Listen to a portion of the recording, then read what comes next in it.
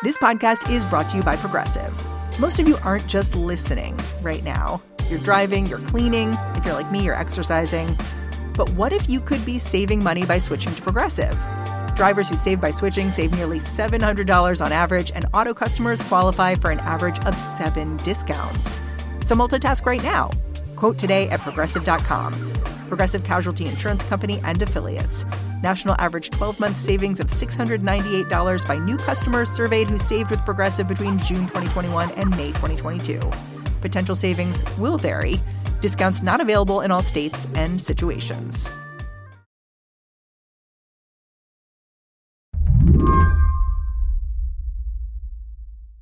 Greg, how is life as a Chicago political reporter right now?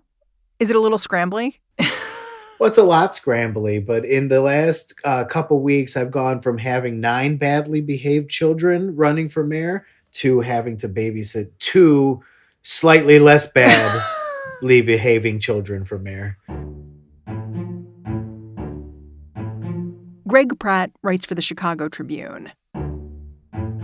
Why do you say badly behaved? Well, you know, like all political candidates, they spend a lot of time putting spaghetti on their head for attention and throwing things across the room and yelling at one another. And when they get mad, it's not pretty.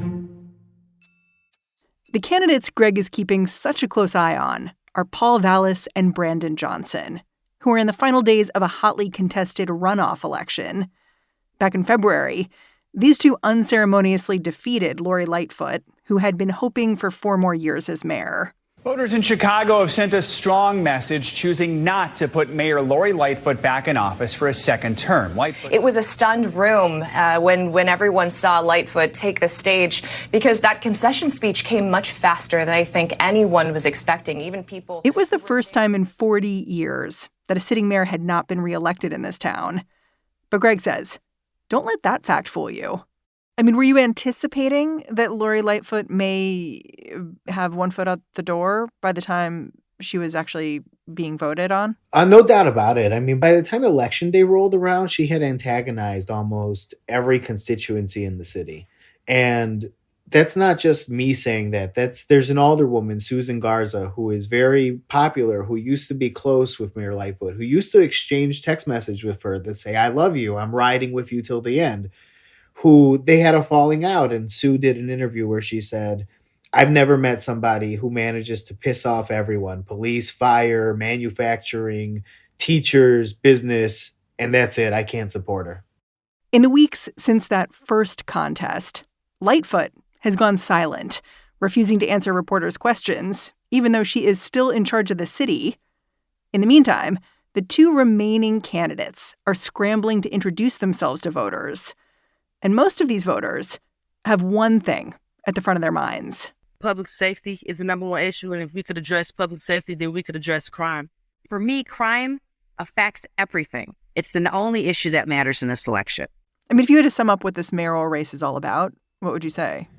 Oh, this is right versus left. This is progressivism versus conservatism. And you have a real choice about, are we going to, quote unquote, unhandcuff the cops and let them be more proactive in policing, or are we going to take the city in a different direction?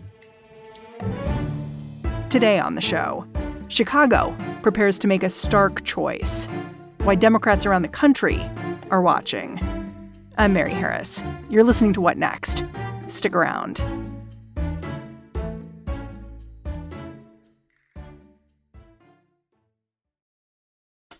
Support for this podcast comes from Wise, the universal account that lets you send, spend, and receive money internationally. With one account for over 50 currencies, who exactly is Wise made for? It's made for jet setters and slow travelers, for seeing old friends in new places. Wise is made for business in the city and pleasure on the coast, for studying abroad and supporting your little brother's schooling back home. Wise is made for people without borders, who want to live truly global lives with ease. You see, with Wise, you always get the mid-market exchange rate whenever you convert or spend different currencies. There are no markups and no hidden fees. That's pounds to pesos, dollars to dong, just like that. Helping you save on currency conversion wherever your money takes you. Wise. It's the account that's made for the world. Join 13 million customers and learn how the Wise account could work for you at wise.com/whatnext. This episode is brought to you by Saks.com. Saks.com editors are always tracking the top styles that are trending right now. Tailored blazers and midi dresses are selling out at Saks.com, especially from brands like Veronica Beard and The Row. And Saks.com editors are seeing Loewe's oversized tote on the streets of New York, Milan, and Paris. If you want your own free personalized trend recommendations, Saks.com stylists can do that and more. Plus, there's free shipping and returns all the time at Saks.com.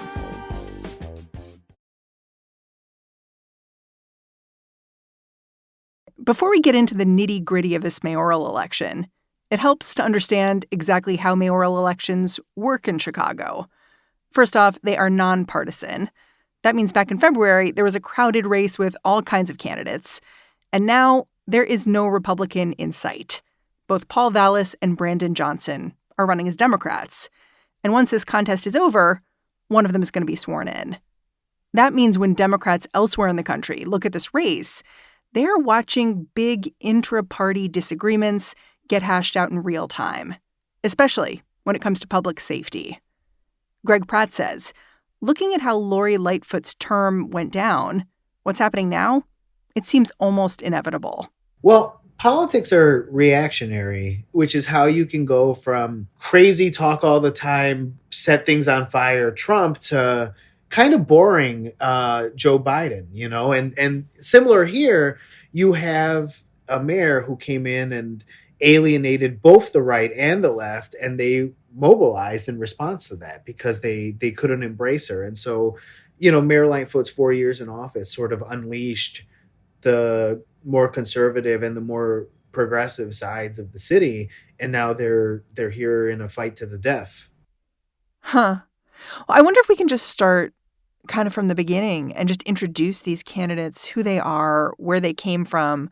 So let's start, I guess, with Paul Vallas. He's a longtime politician, right? Like, he's been in the game a while. Yeah, Paul Vallas had the risk of being a perennial candidate, which in layman's term means a loser candidate. It's a guy who runs every 4 years and loses. He had run for governor in 2002 and lost. He had run for lieutenant governor in 2014 and lost. He had run for mayor in 2019 and came in 9th place. So this was his last chance to be a serious politician, and it's worked out for him. He's called himself more of a Republican than a Democrat in the past, right? You're saying you would take a Republican. I would take ballot. a Republican primary. You ballot. think of yourself as a Republican? I'm more of a Republican than Democrat now, Okay. but I'm. And that's one of the points of contentions, and it's one of the interesting things about him this time, because he has spent a few years from 2019 till now hanging out with a lot of conservative Republicans, doing conservative podcasts, doing interviews and talking to groups who are very, very conservative, some of which are ultra conservative and some of which are crazy. Why does he say he's doing that? He says, I want to talk about school choice. I'll talk to almost anyone. I just go around and I talk because I have issues I want to talk about. I'm an issues guy. I'm not here worried about their politics, which of course frustrates people who say, man, you got an answer for everything. What's his relationship with Chicago's police force? He is promising Chicago police that he is going to help them. He is going to, even though he disputes it sometimes, he's talked about how they're handcuffed and he's going to unhandcuff them. That's essentially his message to officers, is that you didn't get the support you needed in terms of officer wellness, in terms of being empowered to do your job, and I'm going to stand up to you like Lori Lightfoot did not stand up for you. Vallas is particularly focused on plummeting arrest rates, which seem to have coincided with rising crime. He explains that by looking at what he considers onerous policies that restrain what cops can do. For instance, there's a new policy that outlines when and how police officers are allowed to chase people on foot. It's supposed to prevent police violence against civilians. It's several pages long, and it talks about when and how and under what circumstances you can go for a chase. And Paul has a thing where he will pantomime looking at the list and trying to figure out, can I chase this person at this time? And, it's an effective message. It is interesting because it is a long chase thing. And, when should a police officer chase a bad guy? It's a simple question and a complicated question because you do want your police officers to chase bad guys. If all a bad guy has to do to get away from the police is run, and the officer is scared to run because he doesn't understand the policy or because the policy has restrictions, then, as a society, you're screwed because you have to be able to chase people. But is there evidence that the police are letting folks go? We have had the arrest rates go down, and that's not the result of we're violating fewer people's rights. We're doing a better job and a smarter job. That's just that a lot of the cops have gone fetal, and that is a serious problem in the city of Chicago. But of course, cops intervene in a crime after a crime has occurred. They're not necessarily preventing crime from happening. And I think that's the point that the other candidate in this race would make, Brandon Johnson. He's much more progressive. Let's talk a bit about Brandon Johnson, who he is and how he got where he is now. Because Lori Lightfoot, the mayor, was making fun of him a couple of weeks before he beat her, right? Yeah, and that's a blood feud. That's the ultimate fight of Mayor Lightfoot's term, is her against the teachers union. And Brandon has been a leader with the teachers union since, the current leadership team took over the teachers union in, I think, 2010. And so she was mocking him. She said he's a false prophet and a smooth talker and the son of a pastor, so he knows how to spin a story, but that he's not going to be an effective leader from the city. And of course, the voters rejected that. Yeah. I mean, his political rise is interesting to me because it started like a decade ago when he was organizing, as you said, for the Chicago Teachers Union. And at that time, he told reporters that part of his group's mission was to put people into political office who would be responsive to teachers union issues. And it strikes me he's like the pinnacle of this political strength that the Chicago Teachers Union has been growing for a number of years. Is that fair? Yeah, no doubt about it. Mayor Emanuel had closed down 50 schools, mostly in black and brown neighborhoods, if not entirely in black and brown neighborhoods.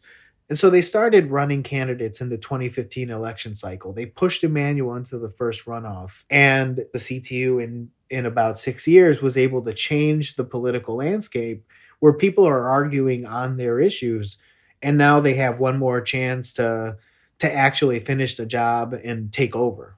On the campaign trail, I was struck by how Brandon Johnson talks about public safety in really personal terms. Like, he lives in a neighborhood that's experienced surging crime. He talks about shielding his 3 kids from gunfire on his block. I have 3 children, 8, 10, and 14. One of the bullets that have come through our homes has been, it's been hard. My son is a student. Like, he just makes it clear that this is a lived experience for him. And it strikes me that that's not the case for Vallis. That's right. It's different, There's no doubt about it that Johnson lives in one of the highest crime neighborhoods in the city, and Vallis does not. Vallis lives in a nicer, whiter area with a lot of cops. And so Johnson always likes to say, I live on the west side and nobody has more incentive than me to fix the city because I live on the west side of Chicago, which needs the help more than anywhere. Yeah. And I guess the question is whether the voters are going to buy it. And I know that a few days back, Paul Vallis and Brandon Johnson had a debate that's centered around public safety. Please welcome Cook County Commissioner Brandon Johnson and former Chicago Public Schools CEO Paul Vallis. What happened there? It was really a remarkable scene. Again, we invite all of you to express your opinions by using those paddles. If you don't like what you hear, show us the red side. And both candidates sort of ran away from some of the more extreme things that they have said. Commissioner Johnson made a point that he was asked about his previous support for defunding police, including, there's a clip, the most used clip to illustrate this is where he said, it's not just a political slogan, it's a real actual goal. And Commissioner Johnson gets asked about this and he goes, I said it was a goal. I didn't say it was my goal. There are people who want to see the police budget defunded. Are you one of them? Listen to what I'm saying, Are you though. one Give of me an them? opportunity to answer the question. Okay. I said it was a political goal. I never said it was mine. So that's never been your goal? Which is highly misleading and disingenuous. He's signed letters about defund. He's been more explicit. He called defunding not only admirable, but necessary. And so, he's backed away from that because he wants to be elected. How did Paul Vallis talk about some of his more controversial statements about unhandcuffing the cops, about being more of a Republican? He's also said he's personally anti-abortion, and this is not a great moment for someone running in a Democratic city to be saying that. Yeah, and, this goes back to one of the things I like to say, which is Paul sometimes talks too much, and he creates problems for himself. And so, what he says about the handcuffs is he denied saying that, but he's absolutely said that a lot. So he looked kind of silly when the moderator corrected him and read some of his quotes. How will, quote, removing the handcuffs from police build trust with the community and fight crime? Well, please let me know where I said that, because I know I've been on the stage where one or two of the individuals next to me would make reference to that. But the bottom line is... But, he then clarifies, look, I'm not talking about going back to the days when the cops would rough people up for no reason. I'm talking about we need to make sure that our officers are proactive, that they're out there, that they're getting to know people, that they're going after bad guys, that they're building relationships in the community, and they're not just sitting in their car. It's his own mess because it's his own words. So recognizing that polling cannot tell us everything at this stage, is the race between Paul Vallis and Brandon Johnson close? Some independent polling that I've been told about has them pretty close to each other. This will shock you and your listeners, but each candidate's poll says that they're winning. After the break, picking apart the reality of crime in Chicago from the fears that surround it.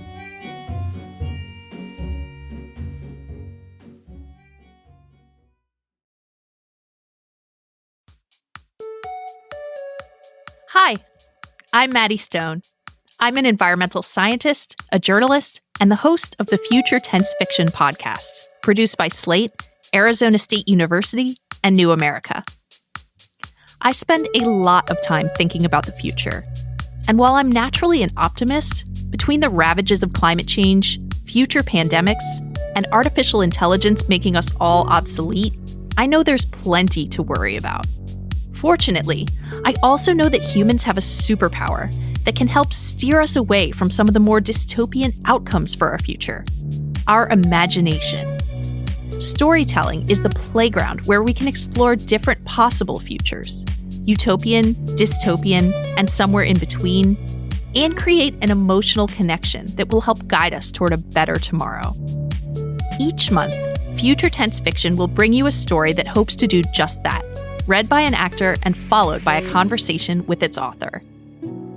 And while the stories are as diverse as their writers, they all have one thing in common. They explore how tech that's emerging today could dramatically reshape tomorrow. This season, you'll hear from thought-provoking authors like Justina Ireland about the relationship between a military robot and the soldiers it's meant to replace. I don't think necessarily we can program a robot to inspire loyalty when we can't even do that well consistently ourselves. And from Annalee Niewitz about the complex world of health surveillance. Robot got lucky because Robot had one of the few programmers out there who was like, I'm aware that there aren't just like middle class and rich white people using this device. Plus David Iserson, who will tell us about love, fate, and life in a simulation. I think it's just that when you are offering people the opportunity to know the truth is not always appealing, and that is outside of her control. Along the way, we'll also cover AI, climate change, gig work, and even haunted houses. And we'll discuss how science fiction can help us imagine better futures. Future Tense Fiction will be available in March anywhere you listen to podcasts. Follow the show so you never miss an episode. See you in the future.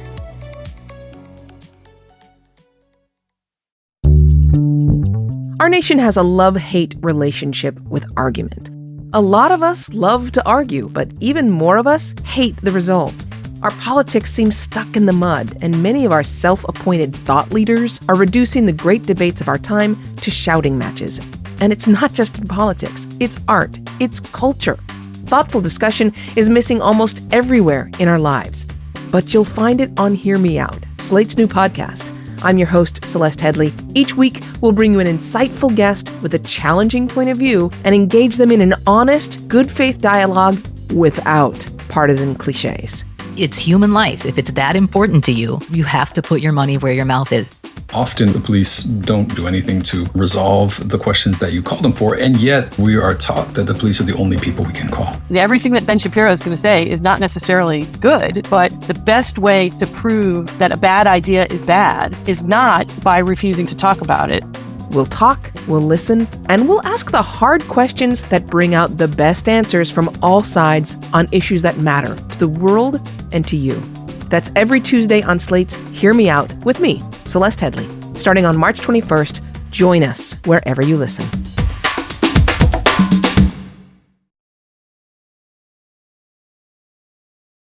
One of the curious things about how much crime has dominated this mayoral race in Chicago is that there's actually some evidence that violent crime, like murder, has gone down in the city over the last year. But Greg Pratt says when you're from the Windy City, the way you perceive crime, that can be filtered in all kinds of ways, through your emotional lens, through the city's history. When you travel from Chicago to another city in the world, an international city, they will ask you about Michael Jordan and they'll ask you about Al Capone. And Al Capone has been dead for 80-some years. So Chicago has always been a city with notorious crime. The issue lately is that it has gone up significantly after the pandemic, and you started to see shootings and homicides go up. And maybe more concerning to a lot of average citizens, the carjacking skyrocketed. And it really scares a lot of people. And so you have this mix of very real crime spikes, and then you also have people being scared because it affects them. And I remember somebody was telling me that Lincoln Park is a hellhole. And Lincoln Park is one of the wealthiest, most peaceful areas in the city. Right by the water. Gorgeous. And I was like, no, yes, there have been some crimes in Lincoln Park. It is not an unsafe place. You will be fine in Lincoln Park. You can't really argue with something irrational like fear. And that's one of the hurdles that both candidates have and that helped bring down the mayor.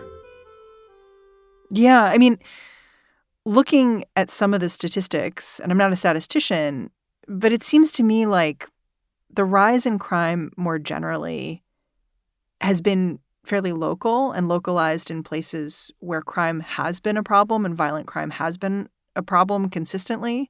But then there are these aberrant events, like things happening on the Magnificent Mile, where it's like, it's a jewel of Chicago. It's a place that's seen as very safe.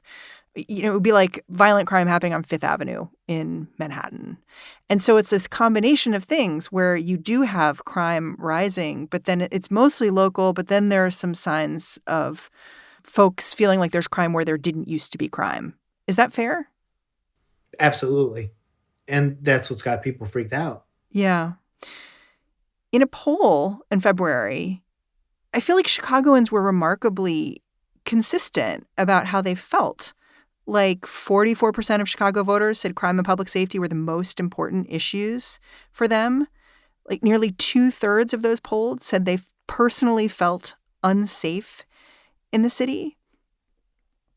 But there's so many ways you could address that. Do voters agree on how to address this problem? No. And that's how you end up with a splintered city with take the handcuffs off versus defund the police. And you have these two ideas where, crime cleaved the city right down the middle. And now you have some conflict between two very different sides of the solution coin. It's really fascinating to watch. And it's really interesting because Mayor Lightfoot, I think part of why Mayor Lightfoot didn't win her reelection is that she didn't figure out how to talk about crime without insulting and condescending. I mean, she would tell people, she had a TV ad that said, you wouldn't know it from listening to the media and the haters, but crime is going down and the mayor has a plan. You wouldn't know it by watching the news or listening to the haters. But on crime, Mayor Lightfoot's got a plan. She's putting more police on. And a lot of people heard that and they say, well, I'm worried about crime. Does that make me a hater? And even though she would go on and give potential solutions and talk about things that she's done or what she wants to do, when you start off a conversation by dismissing or downplaying something that's visceral for people, it's a real problem. And, you know, both of these candidates are trying not to do that in their own ways. Yeah. I mean, I look at this mayoral race, and part of what I see as an issue is, like, what does the mayor control? And how much can the mayor do?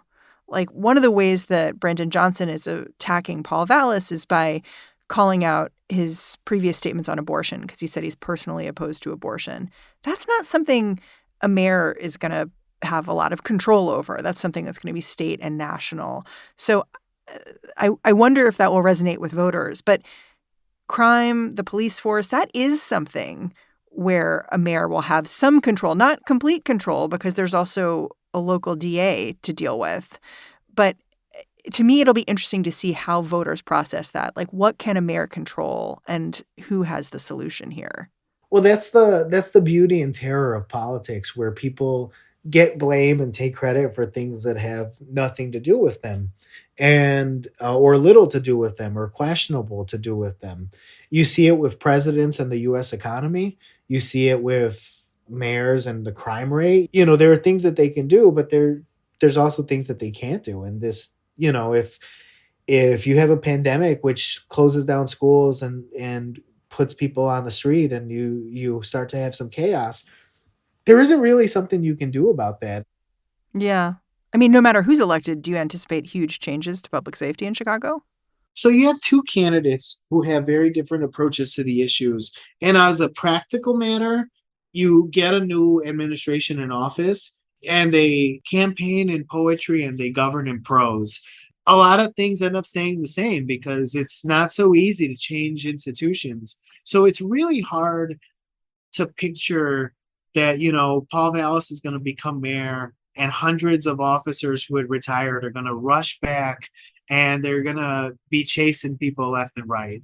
And then on the other hand, it's hard to imagine that, you know, Commissioner Johnson becomes mayor and he's going to defund it, or he's going to, I don't know, you know, set up a prayer circle every day to address crime, you know. So it's really hard to picture how much things change day to day, because the nature of politics is just that a lot of people make a lot of promises and then they're really hard to execute. You know, so many people are looking at Chicago to understand the way Democrats will be talking about issues like crime moving forward. Do you anticipate the results here are going to be meaningful, not just for Chicago, but for Democrats at large?